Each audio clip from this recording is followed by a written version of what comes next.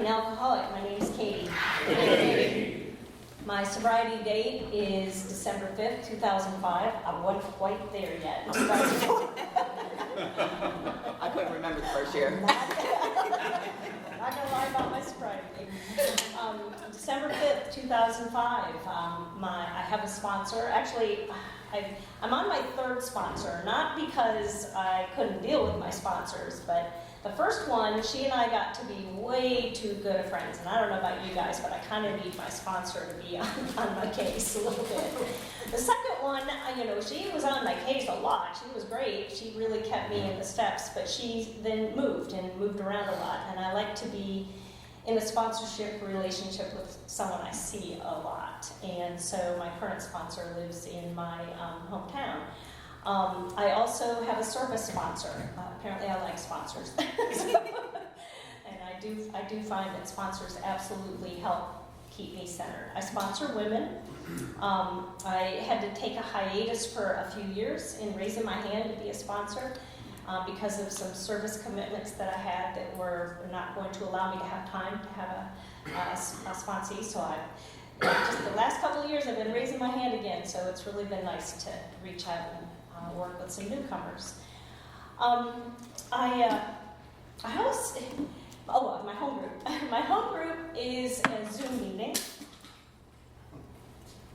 My home group meets every morning at 6:30 a.m. on Zoom, the morning meditation group. I sometimes see Roxana there, and there's some other people in here that I get to see their faces in the Hollywood Squares room. And you're welcome to join us every day of the week at 6:30. We open with 5 minutes of silent meditation, and then we go around and share what we've learned during that quiet time.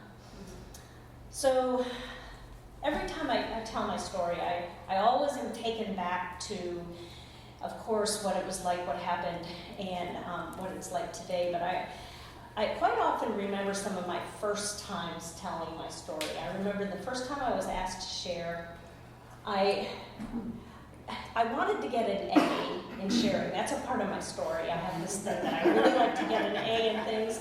And so I thought maybe it would be a good idea if I did something gimmicky. I had this idea that I think I'm going to bring a boombox with me, and I'm going to play some theme music for all the different parts of my drinking, and then play different music for when I get sober. And I had this great idea, and so thankfully though I ran that idea by my sponsor, and she said, "Why don't you just keep it simple and tell what it was like, what happened, and what it's like today?" And I remember I was glad I did that when I showed up at the meeting, and it was one of those meetings in downtown Charlotte where half the room was filled with people in orange jumpsuits. Can you imagine? I would have been this woman up there in my little Christmas sweater with theme music, Something tells me there wouldn't have been a whole lot of identification going on, right? But I asked my daughter Samantha to drive with me. I was so scared about driving and, telling my story, and I was like, shaking. I was like, how am I going to do this? And Samantha asked me, "Mom, why are you so nervous?" I said, "I don't know." And she said, "It's not like you don't know the material." And I said, "Well, I have." And she said, "You're a classroom teacher, for crying out loud. You had talked to 13-year-olds all day long. You should be able to do this." And I remember that distinct feeling of just feeling shaky, like, all of that's true. Maybe it's because y'all are a harder audience than 13-year-olds. I really don't know. But I got through it, and I did okay, and I went home, and I remember telling my dad that I really struggled with telling my story. I didn't feel like I got an A. And he said, "You know what, Kate? I think what you did wrong, though, is you need to open with a joke." And I said, "What?" And he said, "Yeah, it's always a good idea." No, take it back. The first thing he said was, "You need to write down what you're going to say. Make yourself a script." I did that one time. I did. I wrote down everything that I was going to say, because my dad told me it was a good idea to do. So I stood at the podium, and I read the script all the way through, and it was good.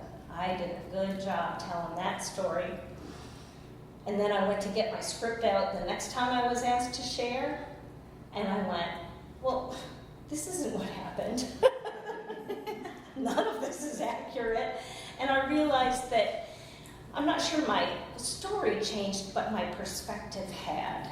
My perspective on what happened was a little different, so no more script. So I told my dad, that didn't work, that was a bomb idea. He said, well, from now on then, the least you can do is to tell your audience, the group that you're speaking to, a joke. And I said, that's a horrible idea for a lot of reasons. Number one, I am the world's worst joke teller. My kids would often say to me, Mom, don't try. You're gonna ruin that joke, because I would either forget the punchline or I would give away too much too soon, and they'd be like, don't try, you are a horrible joke teller.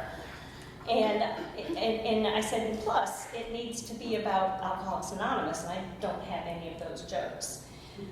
So my dad went and found me one. He actually emailed it to me, and it's, aside from reading a couple things from the big book, it is the only thing I will read, because I would ruin this joke. I tried it once without having the joke in front of me, and I did. I destroyed it. So here you go. This is what my dad, who never sent an email in his life, emailed me this joke. Okay? In surgery for a heart attack, a middle-aged woman has a vision of God by her bedside. Will I die? She asks. God says, no, you have 30 more years to live. With 30 more years to look forward to, she decides to make the best of it.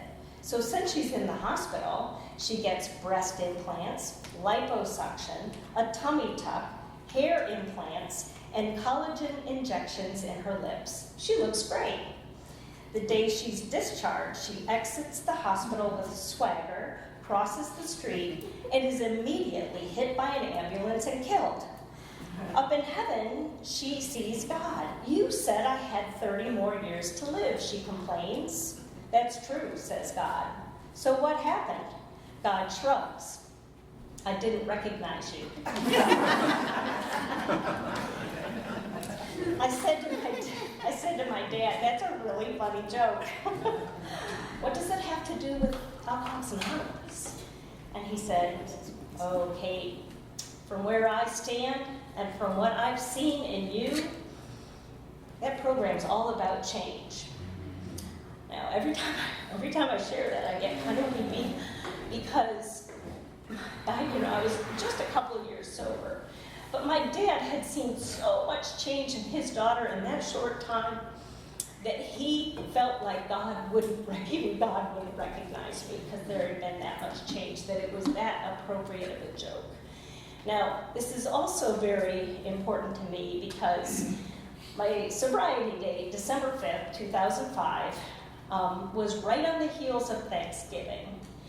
And that year, in 2005, my parents were visiting from out of town, and it was Thanksgiving, and I remember asking my dad, what do you want for Christmas? And he said, you know what, Kate? The only thing I want for Christmas is for you to stop drinking. And I remember thinking at that time, end of November, oh, Dad, anything but that. Because I knew I couldn't give him that. My 4 children had begged me to stop drinking. I would have laid down my life for my 4 children, but I couldn't give them that. I tried.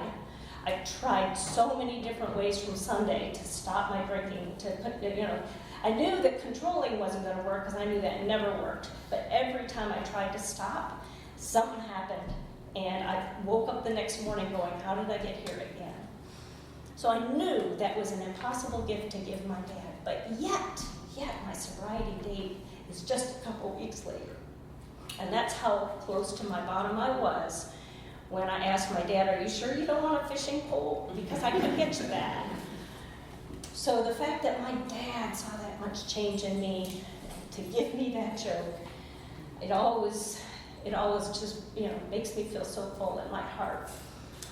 So from 2005 until my dad passed away in 2019, I got to be the daughter that he wanted. So I got to be the gift that kept on giving. My dad and I, especially in his last months of life, were very, very close. And I have no regrets, I have no regrets about my relationship with my parents. And I'm grateful to you all and the program of Alcoholics Anonymous for that. So the other issue I always had when I was getting ready to tell my story is I always heard all these speakers talk about these horrific childhoods, about growing up in an alcoholic household or having awful things happen to them, and if you had this happen to you, you would drink too. I heard that a lot. And I was like, I don't have that kind of story. That Little House on the Prairie show, that was my upbringing. I had a wonderful childhood. I had parents that would once in a while consume alcohol, but they didn't drink alcoholically, and my life was delightful. I grew up on a literal island out in the middle of the Detroit River, and it was gorgeous. So I always felt like, what do I have to give about, the reasons why I drank? But no matter what, the end of my drinking is really where I'm going to take you pretty quickly, because that's jumping off place is something that probably people in this room might be able to relate with. So I didn't even drink at all. The first drink of alcohol I had, I was of legal drinking age. I drank when I was 18 years old, which in Michigan was the legal age. And I remember the first drink I had was a 7 and 7. I remember that I really, really enjoyed the effect it produced in me. I felt like all of a sudden I had that 7 and 7, and then I looked around the room, and it looked like one of those love scenes in the movie where everything just went from being sharp and hard and cold to being fuzzy. I remember thinking, oh, this is nice. I think I'm going to do this again. But my drinking, I wasn't one of those people that drank and blacked out right away. It's almost like I had to work really hard at becoming an alcoholic. I drank for a lot of years, like when I went to college and everything, and I drank too much a lot. I think that when I was in my late 20s, I probably was right on that brink of crossing the line from a cucumber to a pickle. But then I got pregnant with my first child. I had this weird chemical thing happen to me. It's kind of one of the ways I knew I was pregnant. Pregnancy was like a form of anabuse in my body. Even the smell of alcohol made me violently ill. I really think maybe that was God's way of protecting me, because I think at that point I probably would have continued to drink right on through my pregnancies.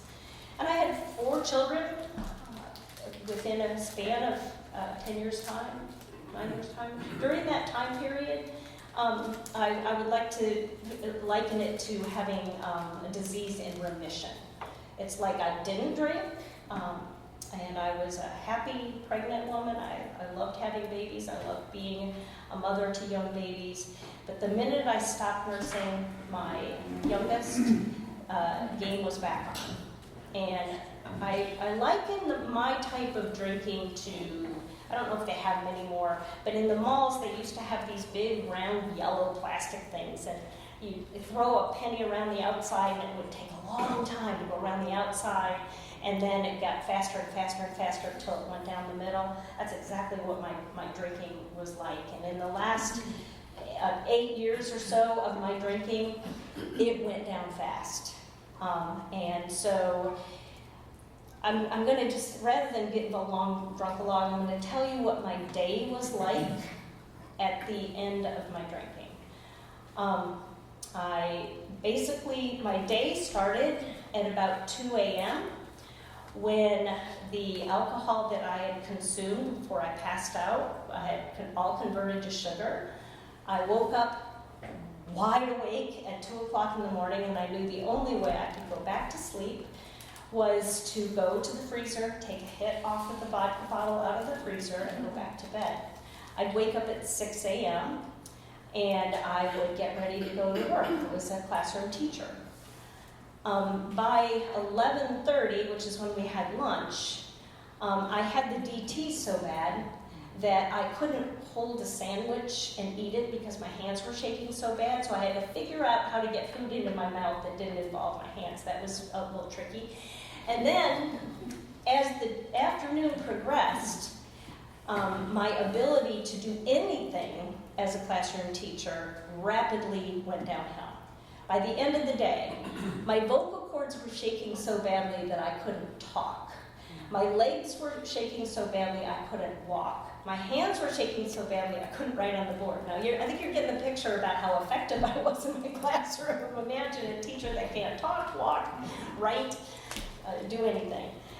And I would get out to the car after that school day, and I would reach under my seat in the car, and I would take out the warm bottle of wine that was there. I'd take a hit off of that would stop the shakes and stop me from being nauseous long enough to get home and have that cocktail. And that was my cycle. And I don't know about you, but I remember thinking at the time that I was a functional drunk. I don't know about you, but that wasn't very functional.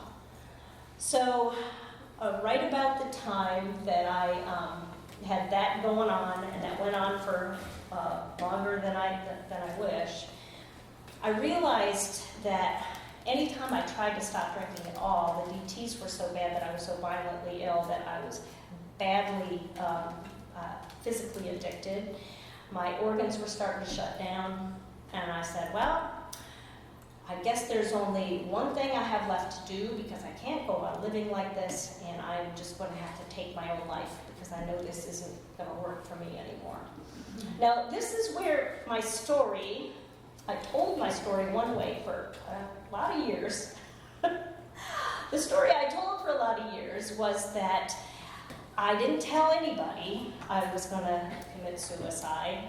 I decided not to.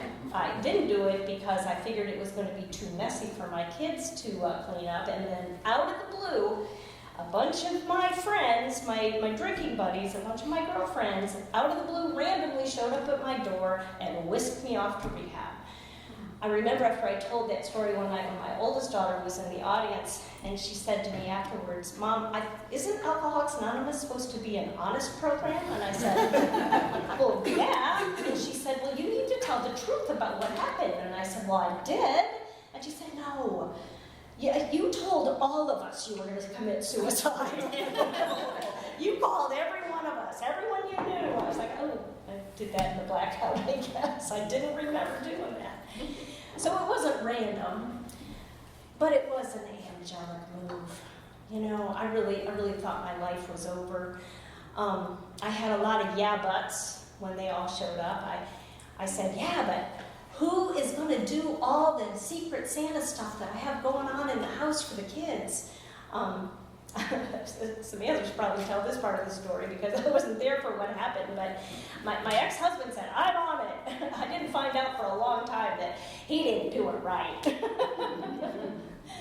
I also wondered who's going to teach my classes, and they said, we're on it. We're going to call the principal. We're going to say that we're going to take you away, that you're not feeling well, and you need to get some help. And I remember distinctly, I could hear the woman's voice on the phone when they called her, and she said, oh, thank God, is she doing something about her drinking? And I thought for sure I had been getting away with it that whole time.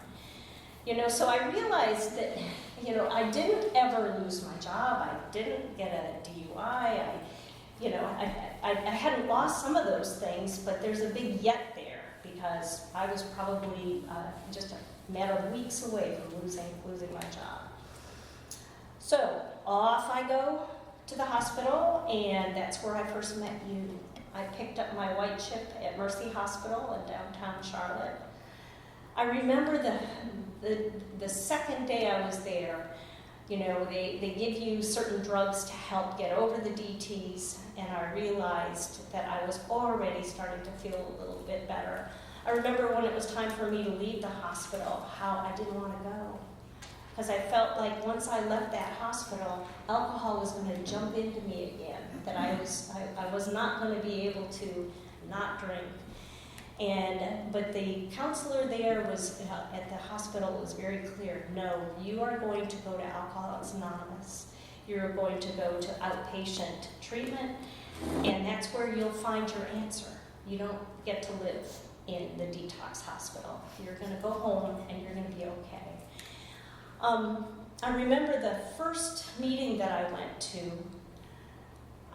It was a Friday night in December, snowy cold, and it was pitch black outside. And I remember thinking, oh, here we go. You know, this is a Friday night. Everybody I know is going to be going to a Christmas party. And here I go into my first meeting where everybody's going to be sitting around feeling sorry because they don't get to go to a Christmas party anymore. You know, they're all going to be so sad. And I'm walking through this church to get to the meeting, and I can hear the biggest party I've ever heard in my life going on at the end of the hall. And I'm like, well, I'm clearly in the wrong place. These people should be sad. And I walk into the room, and it's just like bright lights, laughter. And I remember, I thought of the Grinch at that point, you know. It was Christmas time. I was like, these people aren't sad. These people are glad. You know, they were so happy and joyful. And I was like, this is not what I expected at all. And you know, it's been that way for me ever since. This is not what I expected at all. I really thought that my life was going to be gray and cold and hard, and there was going to be no laughter, there was going to be no fun, because the party was over. I had no idea until I walked in that room how wrong I was about all of that. You know, anytime I share in meetings, I try every time I can to focus in on a new joy that I'm finding, because it's not over, you know. I've been around for a while, and I keep finding new joys. So I saw my sponsor, the woman that I knew was going to be my sponsor. She shared something that was, I don't remember exactly what she said, I just remember thinking, yes, I want her to be my friend. And she looked like she had a halo. I swear to God she hates it when I say that, but she did. She looked like she had a halo around her. And so she said, let's meet, and when we meet, I'm going to ask you to qualify. That's where you're going to tell me a story about your drinking, so, you know, I know you're one of us. And so we sat in a Starbucks. I could still see this like it was yesterday. And she said, tell me a story. Tell me a story about something that happened at the end of your drinking. And I said, well, a week before I got sober, I was doing what I did every night. Every night, you know, I'd be drinking, but then I would grab the trash bag and I would go out to the trash can that was near the end of the driveway, and I'd put the trash in there, and then somehow I would stumble and fall down. It happened pretty much every night, and then I have to get up out of the mud and go in the house. But that night, when I fell, somehow I fell awkwardly into the upturned trash can lid, and my cheek caught the edge of the trash can lid and like cut it, and I'm laying there going, oh my gosh, you know, this is crazy, what am I doing here? And then for some reason I started laughing, and then I started breathing in the rainwater that was in the upside down trash can lid, and that made me laugh harder, because then I was like, oh, I can just imagine the headlines, beloved teacher drowns in a trash can lid. And my sponsor was like, stop. Say no more. You're definitely one of us.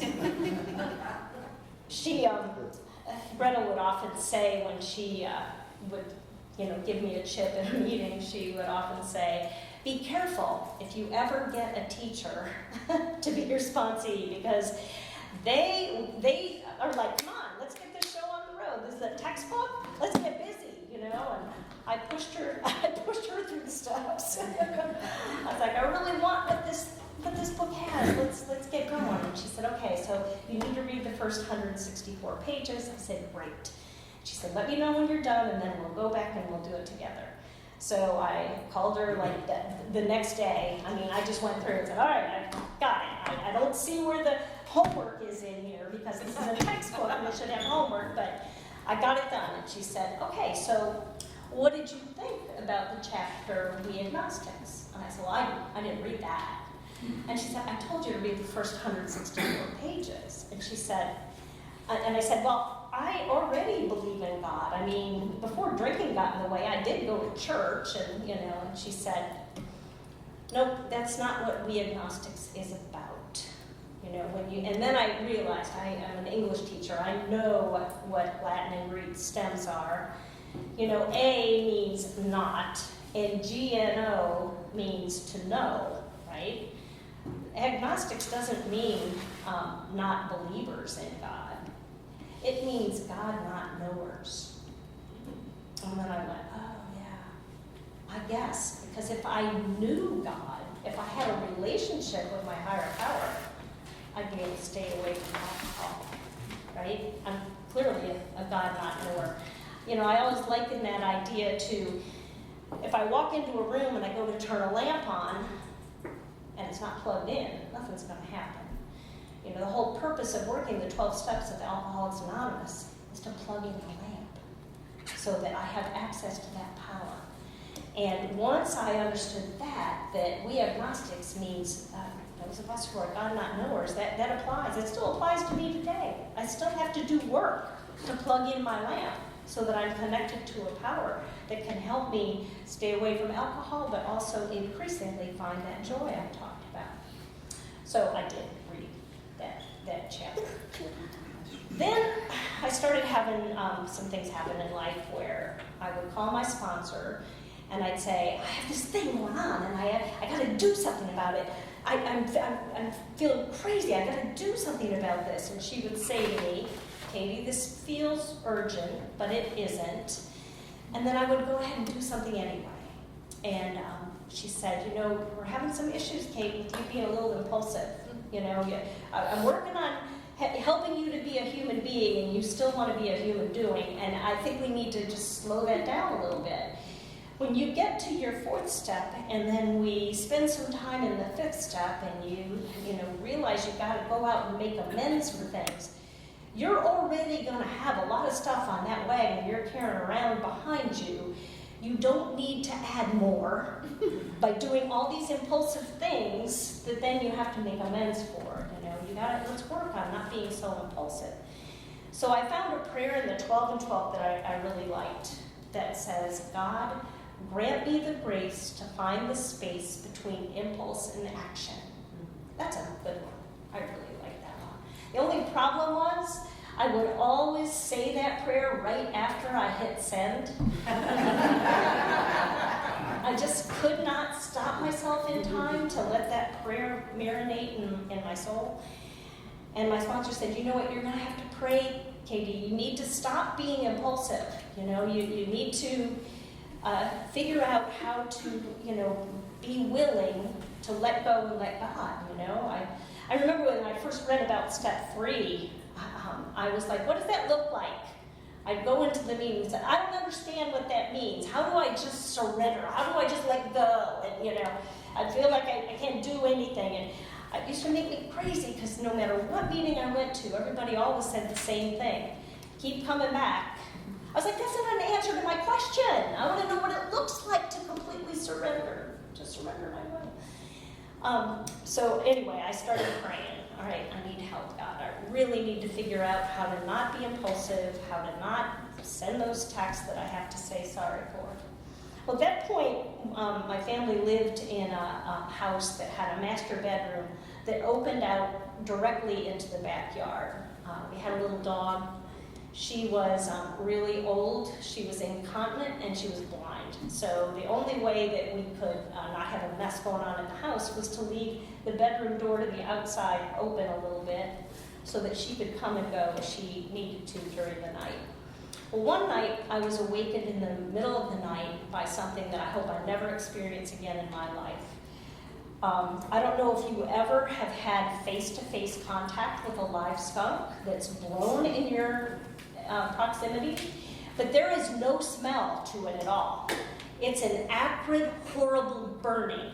And I woke up to that, and then all I could hear was the dog barking, and I realized, oh my gosh, a skunk must have come into the bedroom, and my dog chased the skunk out for me, thank goodness, but not before the skunk made a horrible stink in the bedroom. I mean, I'm crying, and the dog's crying, it was awful.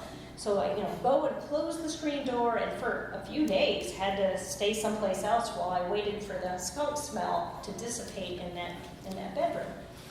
So I'm finally back in the bedroom, I'm laying there, I'm sleeping, and I hear a scratching at the closet door. So I get up and I think, why is the cat in the closet? And I go and open the closet door in the dark, I get back in bed, and then I hear scratching on the screen door. I'm like, what is wrong with the cat? So I come barging around the end of the bed to come face to face with a live skunk. I mean, 3 feet from me, and it's looking at me, and I'm looking at it, and I'm like, no, not again. So I back out of the door, right, really slowly. I close the door and I call up animal control, because now I'm envisioning a whole family of skunks that has moved into that closet. One of them got chased off, but there's a whole nest. So I call animal control and I'm like, you gotta come get this skunk. There's skunks in my bedroom. And I explain everything that happened. And the man that I was talking to says, ma'am, I think you have it wrong. I don't think your dog chased a skunk out of the bedroom. I think your dog chased it in. And I said, well, I don't care how that happened. I just want to make sure somebody comes here and gets that skunk on out. And he said, well, that's not what we're going to do. What we're going to do is you're going to go and you're going to open that screen door. And this is morning time now. You're going to open that screen door. You're going to close the door to your bedroom. Skunks are nocturnal. It will leave of its own accord come nightfall. I said, oh, no. You don't understand. I am not leaving a live skunk in my bedroom all day. I said, you need to come over right now and get that skunk out of there. And this is where my answered prayer came. In his deep southern drawl, he says, ma'am, we don't poke a skunk. Now, to this day, when I'm getting ready to send a text and I look at it and I know that maybe, just maybe, I ask myself out loud, are you going to poke that skunk? Because it's going to stink if you poke that skunk. And you know what? It has slowed me down so that then I can say the prayer. And when I do end up sending, usually it's 3 days later after I've talked to 3 people, then I know it's the right thing to do. And I know it's okay sometimes to poke a skunk, but 9 times out of 10, I just wait, just like I did for the skunk, and all by itself it left with no poking. And that's helped me a lot with my impulsivity that I was experiencing.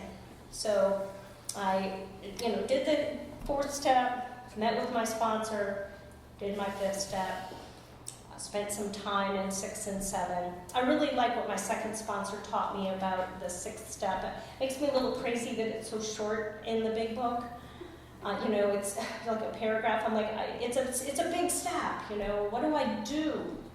And I had a sponsor tell me one time, what you do while you're waiting for God to be the one to remove those character defects that are getting in the way of you being an effective and happy member of society is to make a chart. Now, we know what the character defects are. We got those from step 5, right? Next to those character defects, I want you to write the corresponding asset. So, if it's prideful, then you want to edge toward humility, right? So, put the asset that's next to it. And then in the 3rd column, what would a woman who has that asset say, and what would she do? And say and do those things. Now that helped me a lot to have something to do while I was waiting for this magical program of ours to help me weed my personal garden for me. And then I would say and do those things, and lo and behold, after a while, that became more natural to me. Came time to make amends to my family. Before I get to that, I do want to say that right around 2 years of sobriety, I was really, really loving Alcoholics Anonymous. I lived in meetings.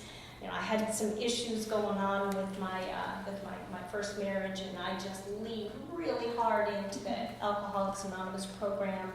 I loved going to multiple meetings, and I loved chairing meetings. I'm a teacher, I always liked it. But I remember one time, I was just shy of 2 years sober, and I said, I'm a little tired of these stale topics. like acceptance and gratitude and those things. I think we need something fresh and new, so I got on the internet and I did a search on topics, and I found one. I don't even remember what it was, but it was not from our literature, but it was fresh and new. So I shared it, and we had a great meeting.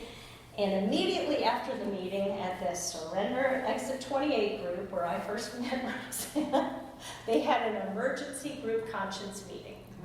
I remember a guy named Matt, and you probably remember Matt, pulled me aside. He said, Katie, you got to know that, Ross called this meeting. It's an emergency meeting, but it's because of you. And I said, because of me? What? And he said, well, you chaired the meeting using non-conference approved literature. And to this day, the Surrender meeting has in their reading, the chair will chair this meeting using only conference-approved literature. Well, I felt so betrayed. This is my home group. They're supposed to love me. And, it was a good meeting, and I was so mad. And I got out to my car, and I called my sponsor, and I said, what right does this General Service Conference have telling me what kind of literature I get to use to chair the meeting? And this is where my life took a definite turn that I did not see coming. My sponsor said, you know what, Katie, before you can get a resentment against the General Service Conference, I suggest you find out what it is. Our group needs a GSR. Do you know that, David? That's how I started my service journey. I was like, all right, fine. I'll do what my sponsor said. And so I became the GSR for that group. Well, that led to over 14 years of service work. And I gotta say, if there's anybody in here that's been around for a little bit and you're feeling like your program is just a little bit stale or you're getting a little bit complacent, that my role in service, my experience in service is what really gave my little triangle that third dimension. My little triangle, that service part, is what really helped me, enter into that fourth dimension. That fourth dimension the big book talks about. For the last 2 years of my service journey, I actually got to represent y'all as the North Carolina Area 51 delegate at the General Service Conference. Now, so the same conference that I had a resentment against. So here's where my God has a real sense of humor, though. Delegates are assigned to random committees. There's 13 committees, and their names are drawn out of a hat, and they are put on that committee for the 2 years they serve as delegate. Guess which one I got assigned to randomly? Literature. Is that not perfect? Not only did I get assigned to that committee, so the same literature committee that makes the decisions about conference-approved literature, I was actually elected to serve as that committee chair. So, it doesn't get any more ironic than that. That was my job. As a matter of fact, when I was elected delegate, our area delegates, as we are elected, tell our stories on Sunday morning. So I told my story before I began my term as the delegate to the 69th General Service Conference. And when I showed up at my first committee meeting where I was the delegate, they presented me with my own personal skunk. And you want to know something? This skunk went to the General Service Conference with me. This skunk sat right in front of me, and when something came up that I thought, I'm going to go to the mic about that, I'd say, do I want to poke that skunk? Do I? Sometimes I did. Sometimes I did. So, I end up, so now I'm going to go back to step work. I was working with my sponsor on doing my amends, and I remember thinking, I can't wait to do my amends with my children, especially. It's hard to grow up as children with a drunk mommy. And I knew it was important that I do living amends with them, but I couldn't wait to say I was wrong one eye to them, because I felt like as soon as I do that, then they will say, oh, great, Mom, you're back. Yay, we're going to go back to frosting cookies and doing all those things we always did together. Because, I got sober, and then I noticed that my kids were all like, yeah, right, whatever, that's great, Mom. And they went on with their lives. They had kind of developed their own survival techniques to have Mom not in their lives. So I thought maybe when I do my amends, then they'll say, oh, she really needs it, and now, we're going to bake bread and do all these fun family things. And I remember after I had done my amends with them, and same thing, they said, yeah, right, whatever, Mom, great, good for you. I remember saying to my sponsor, this is hard, because I really want to be in not just the old relationship we had, but a new relationship. And she said, you know what you're going to need to do for a long time is provide those living amends to them and not expect anything in return. Well, for a mom like me, that was really hard, and I had to be very, very patient. I did end up asking their father for a divorce. That was hard, but thankfully, I didn't do it right away. My sponsor said, no, you got to work on you for a while. So it took a few years before, and at that point, it was pretty amicable because, we just had drifted apart, and it was all okay. But that also, drove a wedge in between my children and me, and I remember how painful that was and how hard that was to not have the relationship that I wanted. I remember when my number 2 daughter was going off to college, we dropped her off in Raleigh, and as we were driving off, I could see her crying as she's waving goodbye, and I remember thinking at the time, oh, isn't that sweet? She's really going to miss us. And it wasn't until after I got sober that I realized, oh, she wasn't crying for that reason. She was crying because she was wondering who was going to raise her 2 younger siblings. And once I started to come to terms with that, I realized, it takes a certain amount of years to go into the woods. It's going to take that many years to come out. And I just had to continue to work on me. But I gotta say, if there's anybody who's feeling like that you wish you could have the relationship with your kids that you want to have, that you would want to have, that the program works. My relationship with my children today is better than I ever could have imagined. I have a very loving and close relationship with all 4 of them.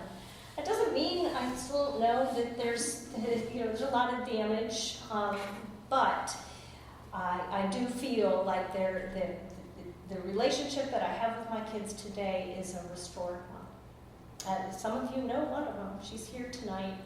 I also wanted to say, Alcoholics Anonymous has been a family to me in more ways than I could ever imagine. I mean, I remember the first time I ran into people from the rooms, in stores and everything. I was like, oh my gosh, these people are everywhere. This has got to be some kind of cult, because everywhere I went, I found people. And when Samantha, ever since she joined y'all, and thank you all for supporting her in her journey.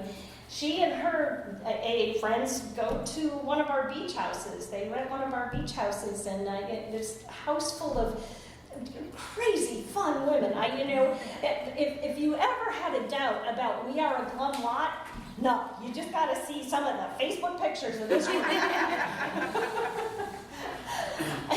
But I remember the first year they came, and I wanted to meet some of her friends, and I come walking into the room, and I'm like, Roxana, how is it that you're, and it's just like all these connections, all these wonderful connections that we get to have, Roxana was my first home group. How is it that she's at hers too?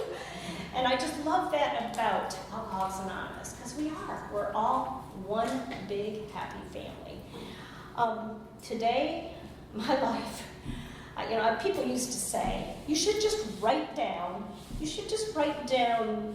10 things that you wish you could have in your first year of sobriety, and put it in a box and look at it later and see what's really transpired in your life, and that you will have sold yourself short. And I was like, y'all are liars. That's not true. But it's true. Because the fact that today, you know, somebody asked one of my daughters, they saw her and said, how's your mom doing? And she said, she's living her best life. I'm like, yep, I couldn't have put it better myself. My life is filled with joy and love, and I get to live at a beach. I never thought I'd see that coming.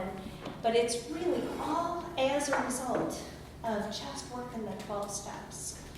It's just, you know, as long as I can keep my focus, even when I can feel sometimes like I'm living in a world that sometimes feels hostile. I know our big book says, you know, we will no longer live in a hostile world. Well, sometimes it feels like it's hostile. I have to remind myself during those times that the lesson of the buffalo, you know, and I'm kind of in one of those places right now where I have to remember the lesson of the buffalo. What does a buffalo do during a sandstorm? It looks down at its feet, and it makes sure that each step that it takes is just right, one in front of the other. And then one day the buffalo looks up and the sandstorm is past. And that's been my experience a lot in Alcoholics Anonymous. I know what to do. I know how to stay in the steps during the difficult times, and the storm always passes. So, I have one thing, and I'm sorry, this is going to be a little bit of a grammar lesson, just so you know. I love to end with this because I saw something here that nobody ever saw. So, you know, now, and there will be a quiz afterwards. So. I remember when I first saw this sentence, our book is meant to be suggestive only. I remember asking my sponsor, oh, so I don't have to do this stuff. These are just suggestions. And she said, well, the big book, when it was written, the definition for suggestion was subtle command. And I went, oh. And then I read the rest. This is where the lesson comes. Our book is meant to be suggestive only. We realize we know only a little. God will constantly disclose more to you and to us. Now, this next sentence is very special. Ask him in your morning meditation what you can do each day for the man who's still sick. Oh, as an English teacher, I know that is what's called an imperative sentence. The subject is an understood you. It's like it's pointing a finger at you, okay? That's an imperative sentence. Guess what imperative sentences do? They issue commands. There are 6 commands at the end of this section of our big book. 6 commands. They're very important. First one, ask him in your morning meditation what you can do each day for the man who's still sick. See to it that your relationship with him is right, and great events will come to pass for you and countless others.